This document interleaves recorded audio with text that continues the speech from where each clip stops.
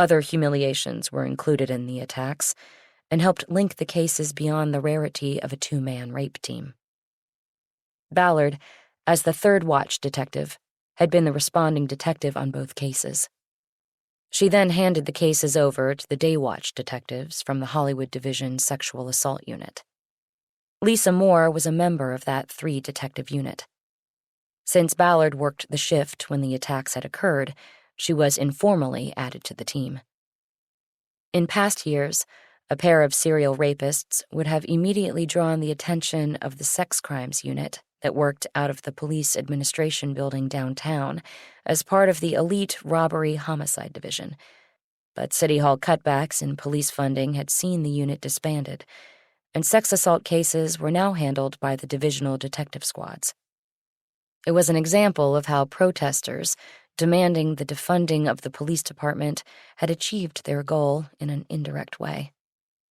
The move to defund was turned away by the city's politicians, but the police department had burned through its budget in dealing with the protests that followed the death of George Floyd at the hands of police in Minneapolis.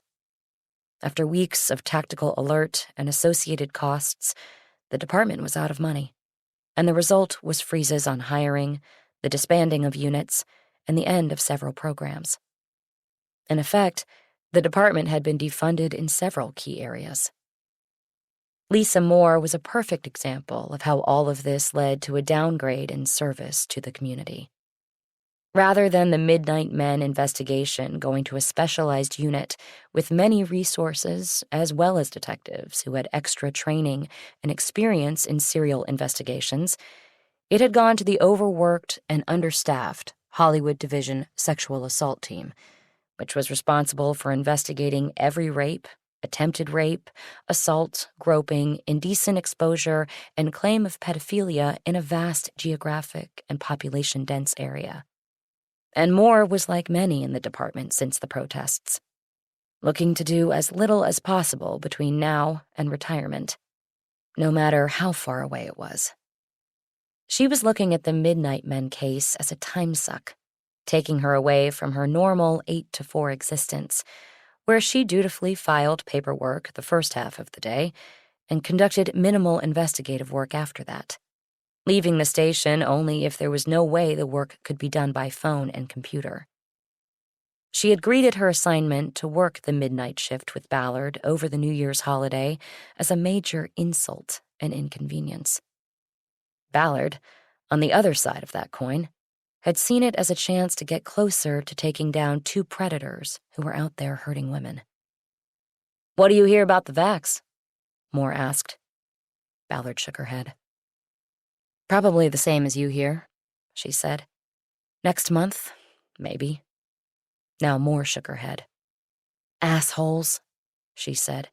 "We're first fucking responders and should get it with the fire department. Instead, we're with the grocery workers." "The fire guys are considered healthcare providers," Ballard said. "We're not." "I know, but it's the principle of it. Our union is shit." "It's not the union. It's the governor, the health department, a lot of things."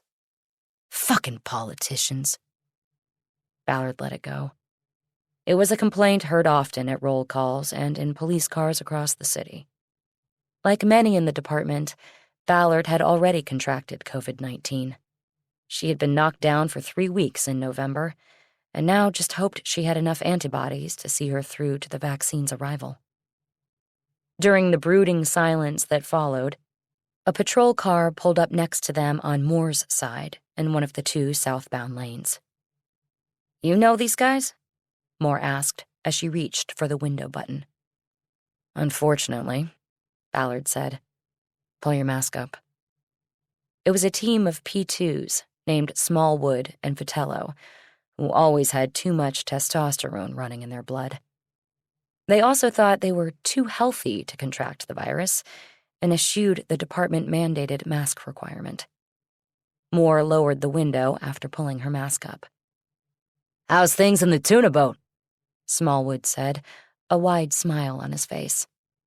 Ballard pulled up her department-issued mask. It was navy blue, with LAPD embossed in silver